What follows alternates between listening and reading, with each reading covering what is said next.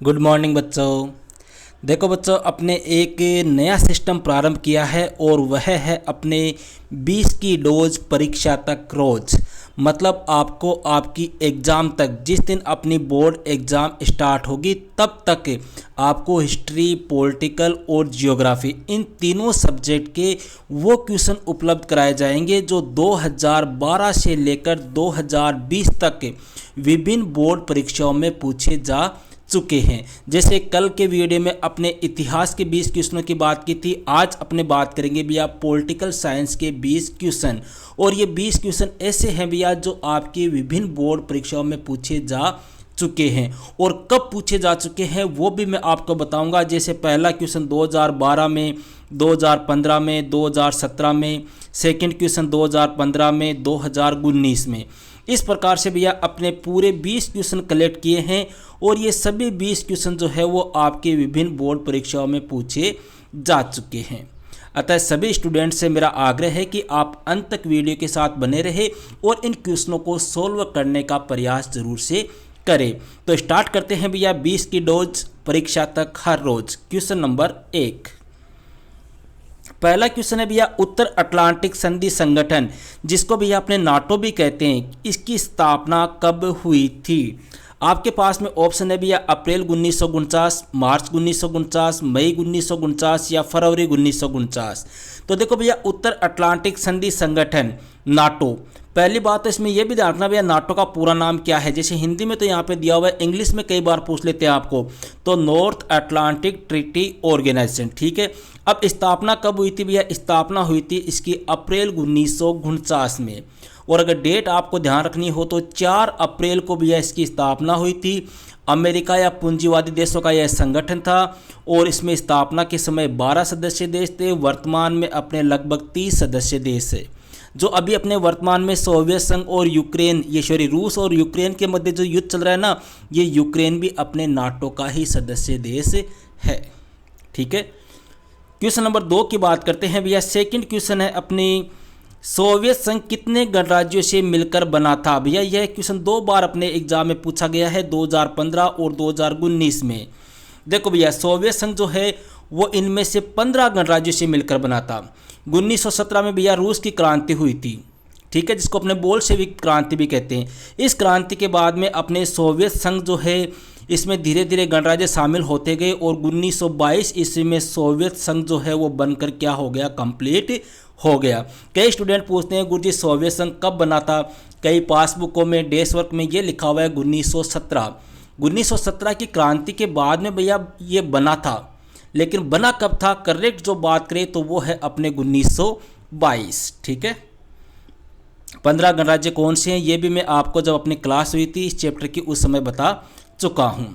Third question की बात करते हैं भैया। थर्ड क्वेश्चन है बर्लिन की दीवार खड़ी की गई थी, कब की गई थी भैया? 1989, 1961, 1971, 1981। तो देखो भैया बर्लिन की दीवार जो है वो 1961 में बनाई गई थी।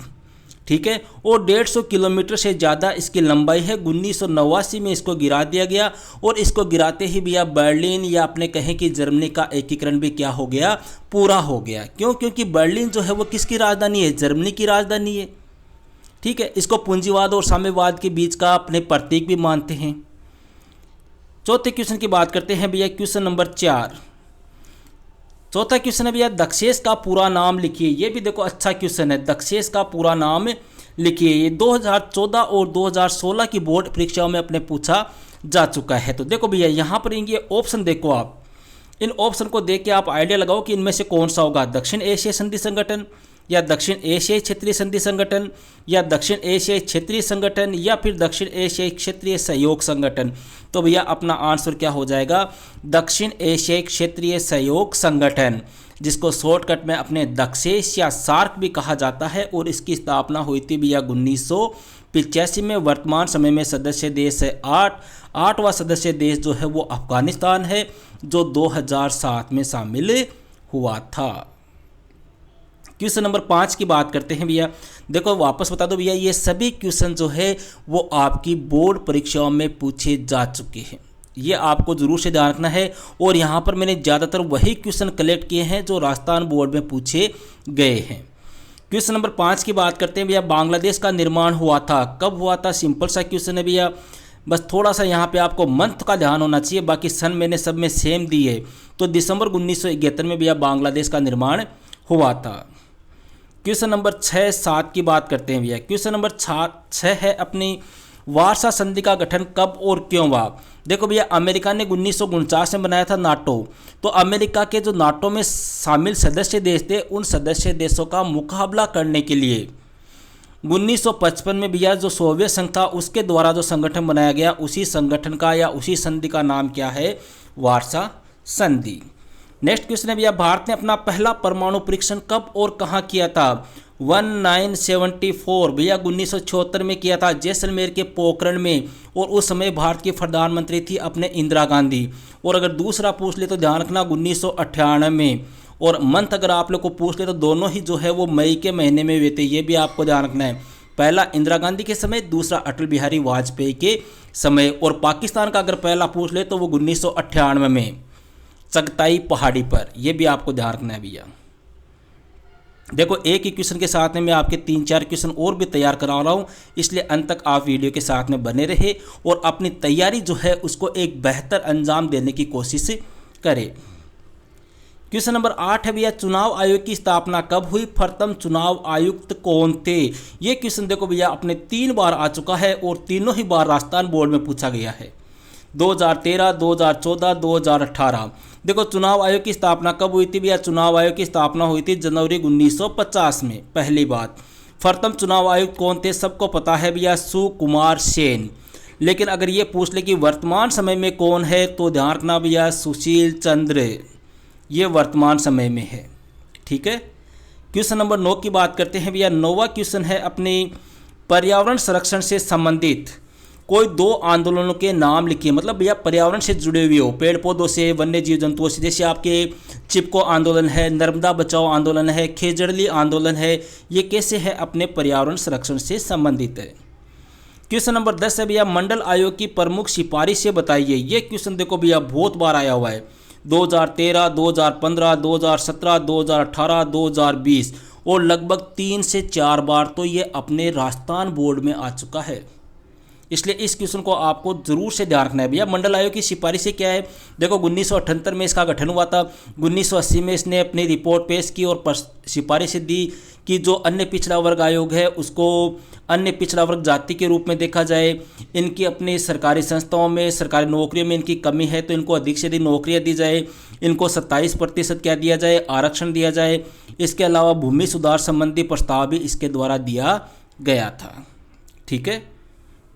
क्वेश्चन नंबर 11 भैया, भारत में नई आर्थिक नीति कब लागू की गई भैया? 1991। 1991 से, जब भैया भारत के प्रधानमंत्री थे PV नरसिम्हा राव। ठीक है, राजीव गांधी की मृत्यु के जस्ट बाद। 12वां क्वेश्चन है भैया, योजना आयोग क्या था? इसकी स्थापना कब हुई थी? योजना आयोग भैया, देखो योजना आयोग क्या था पहले तो ये ध्यान रखो। योजना आयोग भैया एक संस्था थी जो देश के आर्थिक एवं सामाजिक विकास के कार्यक्रमों को लागू करने के लिए सरकार को क्या देती थी? सलाह देती थी। इसकी स्थापना कब हुई साहब? इसकी स्थापना 15 मार्च 1950 को हुई थी। ठीक है। नेक्स्ट क्वेश्चन की बात करते हैं भैया, क्वेश्चन नंबर 13 और 14। 13वां क्वेश्चन है भैया, नीति आयोग की स्थापना कब हुई? नीति आयोग का पूरा नाम लिखिए भैया। नीति आयोग की स्थापना हुई थी 1 जनवरी 2015 को। ठीक है। योजना आयोग के स्थान पर इसकी स्थापना हुई थी। अब यहाँ पे देखो भैया, नीति आयोग का पूरा नाम ये आपको ध्यान रखना है, हिंदी में और इंग्लिश में दोनों में आपको पता होना चाहिए। मैं पहले इंग्लिश में बता रहा हूँ आपको भैया, national institute for transforming India. ठीक है। और अगर हिंदी में आपको पूछ ले तो राष्ट्रीय भारत परिवर्तन संस्था। और नीति आयोग का अध्यक्ष जो है वो हमेशा कौन होता है? भारत का प्रधानमंत्री होता है। वर्तमान समय में नरेंद्र मोदी है। और अगर उपाध्यक्ष पूछ ले तो ध्यान रखना राजीव कुमार। ठीक है। क्वेश्चन नंबर 14 और 15। 14वां क्वेश्चन है भैया, भारत विभाजन के समय किन प्रांतों का बंटवारा धार्मिक बहुसंख्यक के आधार पर हुआ था? मतलब जिस धर्म के लोग ज़्यादा होंगे वह क्षेत्र उसी के अकॉर्डिंग बढ़ जाएगा। जैसे जहाँ पे मान लो मुस्लिम ज़्यादा होंगे तो वह पाकिस्तान में चला जाएगा, जहाँ हिंदू ज़्यादा होंगे वह कहाँ रह जाएगा, हिंदुस्तान में। तो भैया कौन से दो प्रांत थे, एक तो था भैया अपने पंजाब और एक था भैया अपने बंगाल।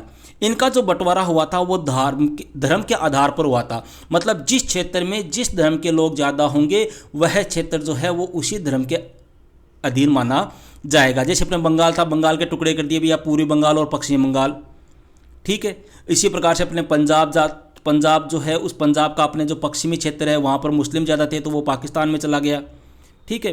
तो पंजाब और बंगाल का बंटवारा जो है वो धार्मिक की संख्या के आधार पर हुआ। क्वेश्चन नंबर 15 की बात करते हैं भैया, पर्यावरण आंदोलन को परिभाषित कीजिए। पर्यावरण आंदोलन क्या होता है, देखो भैया, मतलब एनवायरमेंट। देखो पर्यावरण की हानि या पर्यावरण का जो नुकसान हो रहा है उसको निपटने के लिए भैया सरकारी या गैर सरकारी स्तर पर जो भी आंदोलन किया जाता है, चाहे वो सरकारी हो या गैर सरकारी हो, किस लिए, पर्यावरण की चुनौतियों से निपटने के लिए या पर्यावरण की समस्या को दूर करने के लिए सरकारी या गैर सरकारी स्तर पर जो भी आंदोलन किया जाता है उसी को क्या कहते हैं, पर्यावरण आंदोलन कहते हैं, ठीक है। क्वेश्चन नंबर 16 और 17 की बात करते हैं भैया। 16वां क्वेश्चन है, सुरक्षा परिषद का सदस्य बनने के लिए कौन कौन से मानदंड सुझाए गए हैं। मतलब भैया सुरक्षा परिषद का सदस्य बनने के लिए उस राष्ट्र के पास में, उस देश के पास में कौन कौन सी योग्यता होनी चाहिए। सदस्य कोई भी हो, चाहे स्थायी हो या अस्थायी हो। तो देखो भैया पहली तो क्या योग्यता है कि वह देश जो है वो एक बड़ा आर्थिक रूप से शक्तिशाली होना चाहिए, उसकी सैन्य क्षमता भी जो है वो एक प्रकार से मजबूत होनी चाहिए, बड़ी सैन्य क्षमता होनी चाहिए। इसके अलावा यह संयुक्त राष्ट्र संघ जो है, यूएनओ जो है, उसमें वो बजट देने वाला होना चाहिए और जनसंख्या की दृष्टि से भी वह एक बड़ा देश होना चाहिए। अब देखो यहाँ पर एक क्वेश्चन आता है कि क्या भारत को सुरक्षा परिषद का स्थायी सदस्य देश बनाना चाहिए, अगर हाँ तो क्यों। तो भैया सीधी सी बात है, ये जो कंडीशन है ना अभी जो मैंने आपको बताई ये लिख देना। भारत भैया आर्थिक रूप से भी संपन्न है, सैन्य शक्ति बड़ी है, बजट भी ये देता है और जनसंख्या की दृष्टि से भी बड़ा है, इसलिए भारत को सुरक्षा परिषद का स्थायी सदस्य देश बनाना चाहिए। नेक्स्ट क्वेश्चन है भैया क्वेश्चन नंबर अपने 17वां क्वेश्चन है भैया, संयुक्त राष्ट्र संघ की स्थापना का मुख्य उद्देश्य बताइए। देखो यहाँ पर एक वर्ड देखना भैया, मुख्य उद्देश्य। मुख्य उद्देश्य पूछ ले तो ध्यान रखना, अंतर्राष्ट्रीय शांति और सुरक्षा बनाए रखना। अंतर्राष्ट्रीय शांति और सुरक्षा बनाए रखना। क्वेश्चन नंबर 18 भैया, सुमेलित कीजिए। ये क्वेश्चन 2017 में अपने पूछा जा चुका है। भारत चीन युद्ध भैया कब हुआ था, भारत और चीन का युद्ध हुआ था भैया 1962 में। ताशकंद समझौता भैया 1965 का जो युद्ध हुआ था उसके जस्ट बाद में हुआ था 10 जनवरी 1966 को, लाल बहादुर शास्त्री के समय। शिमला समझौता भैया 1971 के युद्ध के बाद में हुआ था 1972 में, इंदिरा गांधी के समय। और पंचशील की जो घोषणा है वो हुई थी 1954 में भारत और चीन के मध्य, ठीक है भैया। क्वेश्चन नंबर 19 और 20, देखो भैया 19वां क्वेश्चन भी अपने बहुत बार एग्जाम में आता है। 2012, 13, 16, 17, 19, इनमें से भैया ये 4 बार तो अपने ये राजस्थान बोर्ड में आ चुका है।